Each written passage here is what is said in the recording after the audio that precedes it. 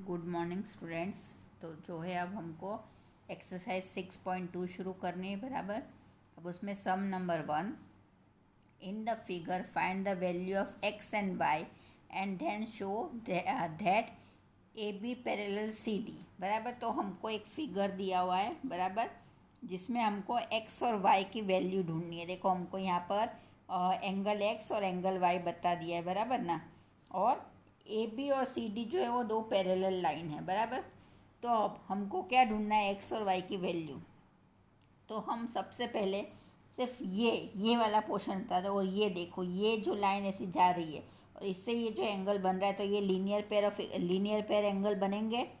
तो हम इसको ऐसे लिख सकते हैं कि x plus 50 degree equal to 180 degree. क्यों 180 डिग्री हुआ? क्योंकि लीनियर पेयर बन रहा है बराबर ना।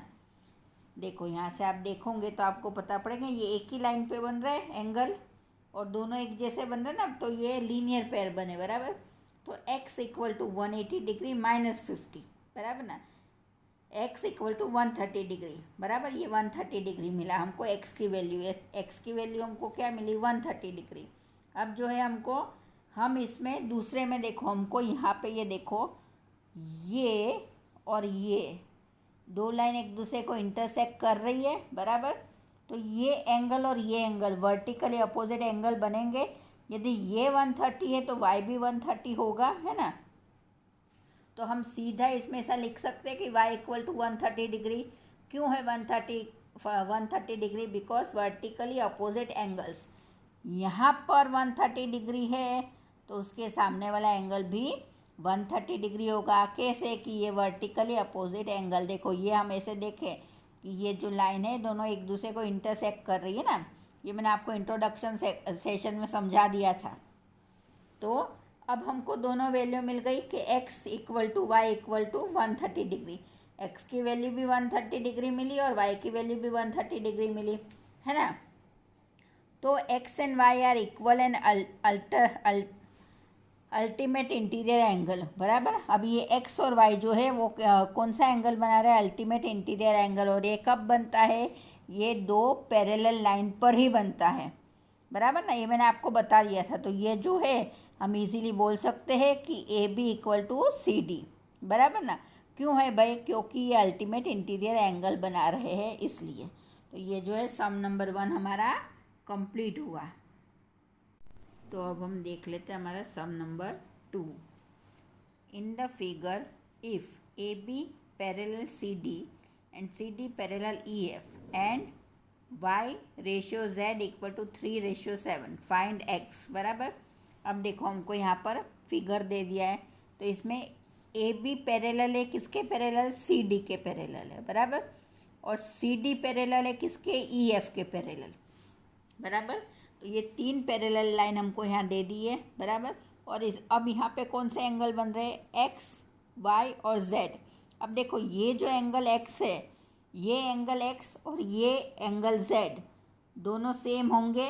कैसे सेम होंगे? तो अल्टरनेट इंटीरियर एंगल बन रहे हैं यहाँ पर बराबर ना।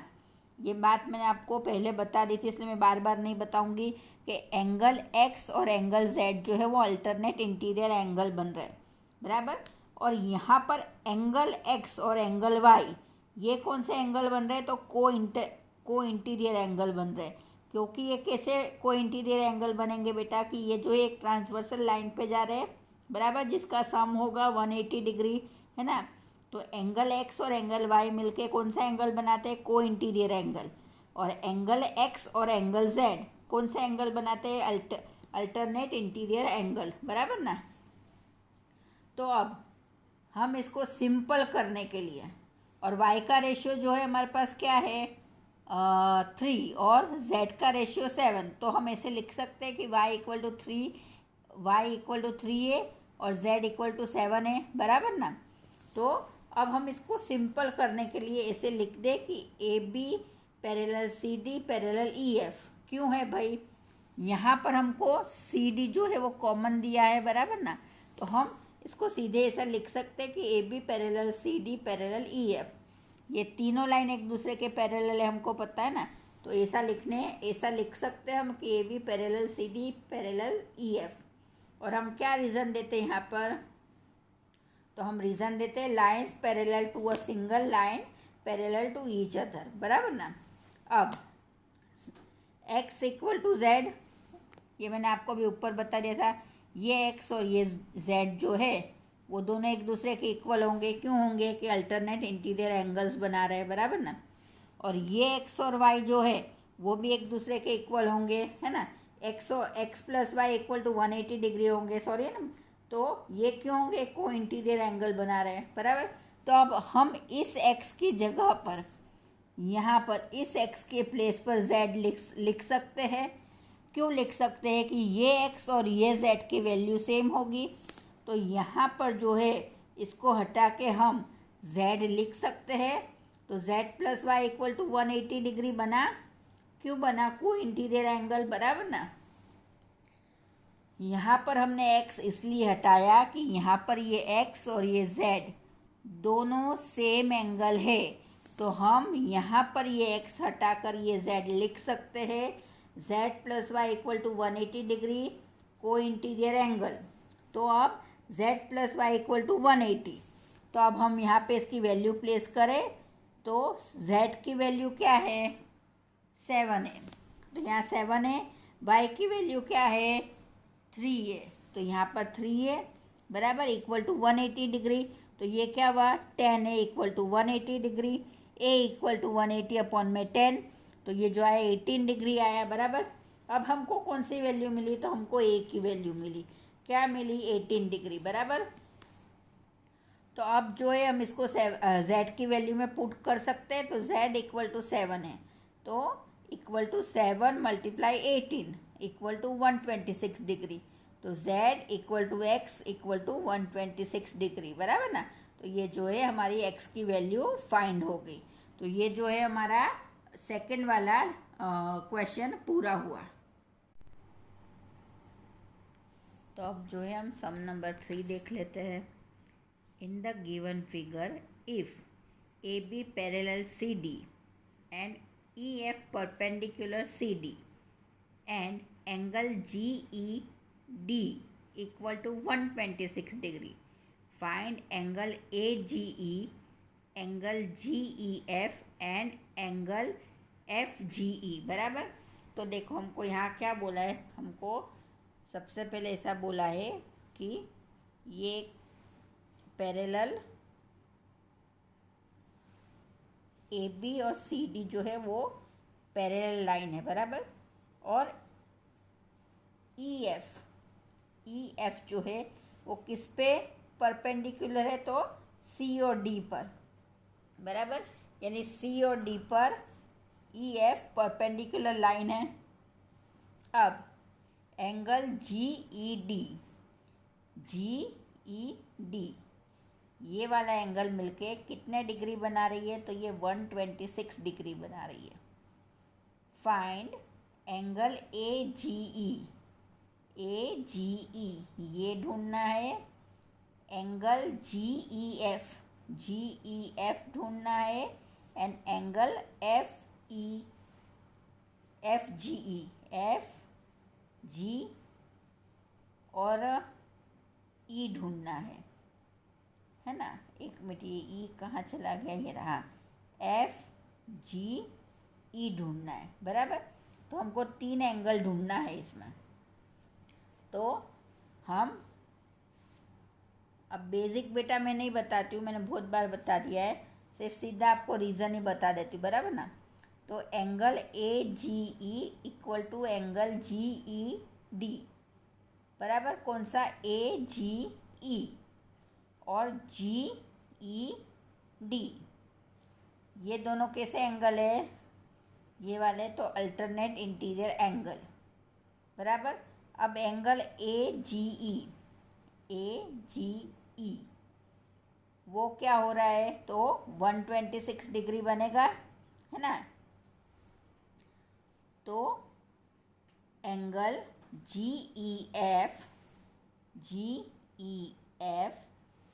Plus angle F E D, angle G E F और एंगल एफ ई डी दोनों किसके बराबर हुए? तो दोनों जी ई डी के बराबर हुए, यानी ये वाले एंगल के बराबर कौन से हुए? ये वाला एंगल और ये वाला एंगल, बराबर। और आपको मैं ये भी बता दूं भाई कि ये जो परपेंडिकुलर लाइन है सी और डी पे, ये जो ई और एफ परपेंडिकुलर लाइन है, तो एंगल एफ ई डी जो है वो 90 डिग्री का एंगल बनाएंगे। यहाँ पर भी 90 डिग्री का एंगल बनेगा और यहाँ पर भी 90 डिग्री, बराबर ना। देखो आप ये दूसरे सब जाने दो, तो यहाँ पर आपको पता पड़ती है कि ये एक सीधी लाइन और ये सीधी लाइन मिलके 90 डिग्री और 90 डिग्री का एंगल बनाते हैं। तो हम इसको इजीली ऐसा बोल सकते हैं कि angle F E D equal to 90 degree, बराबर ना। तो अब चलो हम वैल्यू रख देते हैं। Angle G E F plus angle F E D equal to 126 degree, बराबर। 126 डिग्री जो है हमको यहाँ पर मेंशन है, उसमें दिया हुआ है कि जी ई डी जो है वो 126 डिग्री बनाते हैं, बराबर। और हमने यहाँ पे इस एंगल को किसके दोनों के साथ लिया है? तो जी ई एफ और एफ ई डी, ये दोनों जो एंगल है वो इस एंगल के बराबर जाते हैं। तो angle G E F plus 90 degree, क्यों 90 डिग्री आया? अभी मैंने आपको बता दिया कि ये जो है राइट एंगल बन रहा है और राइट एंगल 90 डिग्री का होता है, हमको पता है। तो ये G E F plus 90 degree equal to 126 degree, बराबर ना।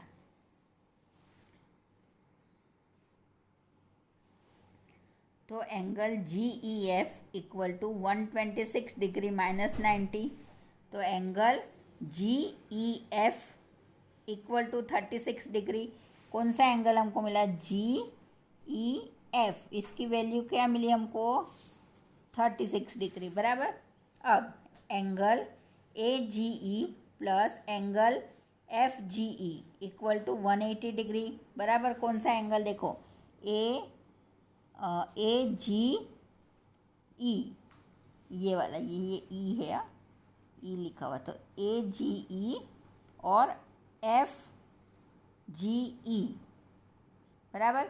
ये दोनों मिलके 180 डिग्री बना रहे हैं। क्यों बना रहे हैं? Linear pair. अब यहाँ पे इसकी वैल्यू रख दो 126 डिग्री। ए जी ई जो है वो 126 डिग्री है, बराबर ना। तो plus angle F G E equal to 180 degree, तो angle F G equal to 180 degree minus 126 degree, तो इक्वल टू 54 डिग्री। तो हमको ए जी ई जो है वो कितना मिला? 126 degree. Angle G E F कितना मिला? तो 36 डिग्री। और एंगल एफ जी ई कितना मिला? तो 54 डिग्री, बराबर। ये जो है सम आपको समझ में आया। फिगर पे अच्छे से ध्यान देना तो आपको पता पड़ जाए कि हमको इसमें क्या चीज़ पूछी है, बराबर। हमको ढूंढना था एंगल ए जी ई, ये वाला एंगल ढूंढना था। फिर जी ई एफ, ये वाला एंगल ढूंढना था। और एफ जी ई, ये वाला, यानी ये और जी ई एफ, ये वाला, बराबर ना। तो हमने ये जो है तीनों के तीनों एंगल ढूंढ लिए, बराबर ना। और हमने ए जी ई की वैल्यू 126 मान ली। क्यों मान ली? कि भाई ये जो है अल्टरनेट इंटीरियर एंगल बना रहे, ये 126 है तो ये भी 126 ही होगा, बराबर ना। तो जो है हमारा ये सॉल्व हो जाता है पूरा सम। तो आई होप आपको समझ में आया होगा। तो आज जो है हमने क्वेश्चन 1, 2 और 3 पूरे करे, बराबर। अब कल जो है हम 4, 5, 6 देख लेते हैं।